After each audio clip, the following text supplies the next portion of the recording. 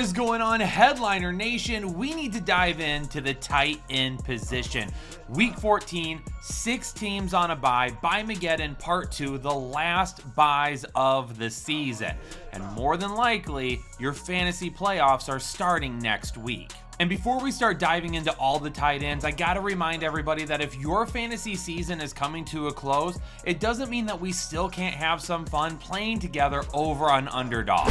And all you need to do is download the Underdog app, and you can do drafts and pick'ems along with us for the rest of the regular season and even the playoffs. Just make sure that you get signed up using code word headliners. When you do that, you're gonna get a super special pick'em that's almost guaranteed to hit for your very first ticket. And then on top of that, you'll get a deposit bonus of up to $1,000. Maybe your fantasy season didn't quite go how you wanted it to, but you want to redeem yourself and finish 2024 strong.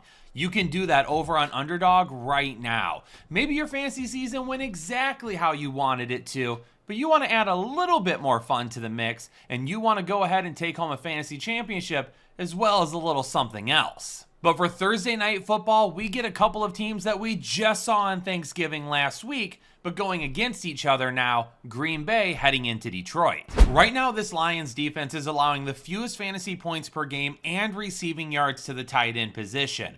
But a lot of what Tucker Kraft can do is based on Romeo Doubs. If he's not healthy and ready to go this week, Tucker Kraft becomes a medium risk play for me. But if Doubs ends up starting and playing this week, then unfortunately Tucker Kraft becomes a little bit more risky. Laporta seems to finally be coming on strong here at the end of the season, which is going to be much needed for those of you that have been waiting for that to happen all season long. But a lot of his performance is heavily based on touchdowns, but with Green Bay allowing the 7th most receiving yards to the tight end position, maybe there's a little bit more volume this week. The hope is that Sam Laporta can see 6 or more targets again this week. That would give him 4 straight games with that many. He's got 2 tight end 1 finishes over the last 3 weeks as well. So as long as he sees those targets going up against a defense that has had some issues stopping tight ends, he could be in for a solid day. Evan Ingram does not have an easy matchup this week, going up against Tennessee's defense that currently allows the 4th fewest fantasy points per game to the tight end position. And on top of that, he's not going to have his starting quarterback more than likely. Mac Jones should end up being under center once again after Trevor Lawrence took that nasty hit last week. And can Mac Jones get the job done? I think he can, but it just becomes way more riskier trying to rely on him to do it than Trevor Lawrence. Evan Ingram continues to be very, very volume dependent. He's got some decent plays here or there, but we need quite a few targets for him to reach the floor that we want from a tight end that we're going to have in our lineup. And while Chigioco has a really solid matchup going up against Jacksonville, outside of one huge touchdown catch this year, he's been irrelevant. You know, Tyler Conklin could get 5 targets. He could get 2 targets. We can't really trust Garrett Wilson, and Devontae Adams is up and down since his trade as well. So I don't know why, if we can't trust those guys religiously, that we would try and throw Tyler Conklin in our lineup. So I'd rather spend this time talking about Jonnu Smith instead. Now, the New York Jets are inside the top 3 fewest fantasy points, touchdowns, and receiving yards allowed to the tight end position. But Jonnu Smith has been on fire recently. He's now up to tight end 4 on the season. And a lot of that is because over the last 3 weeks, he's been the tight end 2, tight end 3, and then tight end 2 again, respectively. With the current state of the tight end position, how many guys realistically do we feel like we can play over Jonnu Smith with how well he is playing right now? Trey McBride? Absolutely. George Kittle? Go for it. I understand. Brock Bowers? Absolutely him. But outside of that, who else really has the upside that Jonnu Smith does right now? Because Jonnu Smith also is becoming the number 2 target on this team. Over the last 4 games, Kyle Pitts has seen 3 or fewer targets 3 different times. He's just not getting any looks right now, and Kirk Cousins is playing his worst football that we've seen in quite some time. And to add to all of that, Kyle Pitts hasn't even been a top 12 tight end since week 8. Right now, he is extremely risky and very unreliable. And TJ Hawkinson is a little bit riskier than what we really would like to believe right now. Since he returned from his ACL injury, he's really been up and down. He went from being the tight end 28 to the tight end 6, then back to tight end 36, then down to tight end 5. And then this past week, he was tight end 28 once again. But I would love to get a little bit more consistency out of him because he's definitely a guy that we're relying on right now in our fantasy lineups. And with these inconsistent performances, the last thing we want is to head into a big playoff matchup and get absolutely nothing from Hockenson. Last week, the tight end ones for both the Giants and the New Orleans Saints went down with season-ending injury. So now we've got some new guys to take a look at. Number one for the Saints is going to be Juwan Johnson. Last week, he led the team, or was tied for the team lead, in 7 targets. And if we can get that many targets every single week for Johnson, who is now missing Chris Olave, who is now missing Rashid Shaheed, who is now missing Taysom Hill, Juwan Johnson getting 7 targets a game isn't unrealistic at this point in the season. And if that happens, he could be a big-time league winner down the stretch. And Theo Johnson was starting to show some promise, but with him being out for the season, Daniel Bellinger will be the tight end one for right now. But they haven't really utilized the tight end position in New York all season long. Because of that, we're probably going to be out on Daniel Bellinger unless we see something over the next week or two.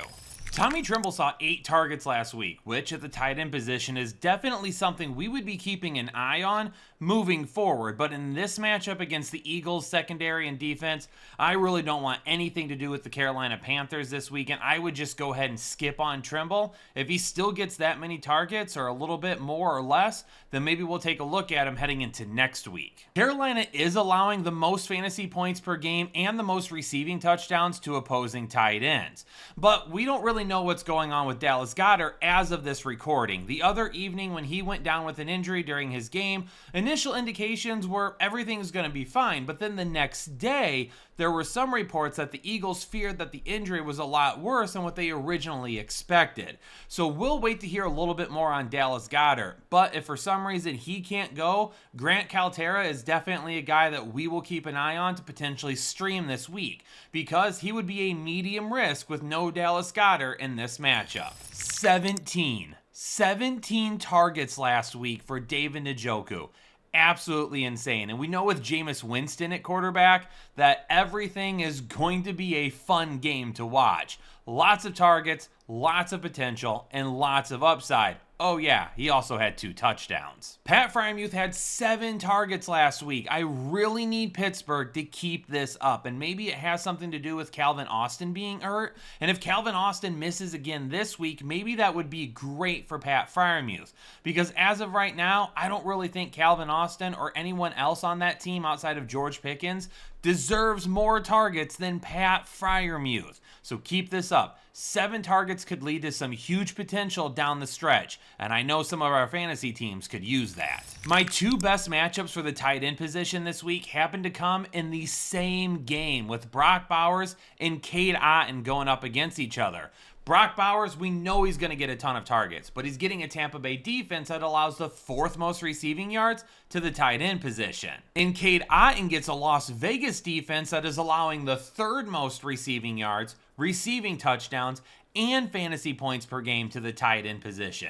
Both of these guys are top options this week and should be in as many lineups as possible. I think there's a potential that we could see Seattle move away from one of their wide receivers this offseason. If that happens, AJ Barner could end up being a fantasy breakout candidate next season. But for the rest of this year, unfortunately, I don't think there's going to be much to see there. Only saw a couple of targets last week, and with 3 other wide receivers being the main contributors right now, there's just not enough to go around while they're also running the football with Kenneth Walker and Zach Charbonnet. You could argue that Trey McBride is the safest tight end in all of football. I know Brock Bowers has more upside than him, and then so does George Kittle. But with Trey McBride, you're getting double-digit targets almost every single week, or at least a good handful of them to give him a really solid floor every single time. The Buffalo Bills tight ends have a really solid matchup going up against the Rams this weekend. However, a lot of that is going to depend on whether or not Dalton Kincaid can play. If he's good to go, he absolutely could find himself ranked with inside the top 12 tight ends. And for those of you that have been missing him, having him back in the lineup could end up being big for you. But if there's no Dalton Kincaid this week, then Dawson Knox could end up being a sneaky touchdown option. Not only does Colby Parkinson get basically no looks in this offense, but the Buffalo Bills allow the 6th fewest receiving yards to the tight end position, completely leaving him out of my equation this week. Cole Kmet is back to the wasteland of tight end. Since week 8, he's only seen 1 top 12 performance, and during that same time frame, He's only had one game where he's received more than 4 targets. But a lot of you were disappointed with George Kittle last week. However, that was the first time all season long that he didn't put together a top 12 performance among tight ends. So I definitely see him bouncing back this week. The matchup isn't all that bad. We know he's one of the main contributors in this offense, and all of those targets that were going to Christian McCaffrey since he started to come back, some of them can now go to George Kittle. Will Dissly has had his up and downs this season, but for the most part, it really feels like he's the most consistent number 2 target behind Ladd McConkey on this offense. So I really hope down the stretch they give him more and more targets. And this is a great matchup going up against Kansas City that right now allows the most receiving yards to opposing tight ends. I'm going to go ahead and put Will Dissly as a low-risk start this week. I know playing Dissly really is never a low-risk option, but this week with the matchup being as good as it is, and with the fact that he had a down performance last week, I could see him bouncing back. I really thought Travis Kelce was going to start stringing together some tight end 1 performances here at the end of the season. At the midpoint of the year, he was definitely starting to ball out once again, but over the last 3 weeks, he has not been able to record another top 12 finish at the tight end position. In fact, over the last 3 weeks, not only is Travis Kelce the tight end 17 during that time frame, Noah Gray, his teammate, is the tight end 4. Is Noah Gray safer than Travis Kelce? I'm not willing to go that far as of yet, but it does feel like with the limited amount of targets that Noah Gray gets, some of them are coming in the red zone, and that's turning into fantasy points. Now that T. Higgins is back, Mike Gesicki doesn't carry the same type of appeal that he once did, and this type of matchup makes it even riskier because on one end, it's a decent matchup where Mike Gesicki could definitely be fantasy viable if Dallas keeps it close and if they are competitive for the entire game. But if Cincinnati's offense goes out there and blows out Dallas in the first half and the Cowboys can't really score any points after that, then we're not going to see nearly as many targets to Mike Gesicki and his floor comes crashing down. So if you're going to try starting him this week, just know that you could end up getting 2 fantasy points or you could get 22 fantasy points. Really finding anything in the middle won't happen. This Cincinnati defense is allowing the 2nd most fantasy points per game, the 2nd most touchdowns, and the 4th most receiving yards to the tight end position. Now, it really depends on who ends up playing this week. Jake Ferguson, as of right now, looks to be on track to return this week. Keep in mind, they played last Thursday, and now they get extra time to rest until we get to Monday Night Football. Now, that's going to do Jake Ferguson some good. So for me this week, I think Jake Ferguson plays. And if he does, he's going to be my Manscaped must-start tight end of the week. This is way too good of a matchup for Cooper Rush to not look his way. And Cooper Rush has been targeting his tight ends fairly consistently since he took over as the starter. Now, if Jake Ferguson doesn't go for some reason, then Luke Schoonmaker will be my Manscaped must-start tight end of the week. But that's only if there is no Jake Ferguson. If Jake Ferguson plays, I'm absolutely going to put him in. And you know what? If you're looking for any gifts, stocking stuffers, things to put under the tree, whatever it may be, Manscaped.com is exactly where you need to go right now. Tons of amazing tools that you can get for those special ones in your life. And you can wrap them and put them under the tree or toss them in their stocking, and whoever opens them up will definitely love that gift. Make sure you head on over to Manscaped.com, use code word Headliners20 for 20% off your entire order and free shipping. Well, there you have it, Headliner Nation, my start and sit analysis for the tight end position here in week 14. And don't forget, after this video, we've got wide receivers and quarterbacks set to come out. So if you're watching this on Tuesday, check for those videos on Wednesday. If you're watching this video any other day of the week, those 2 videos will come immediately after this one.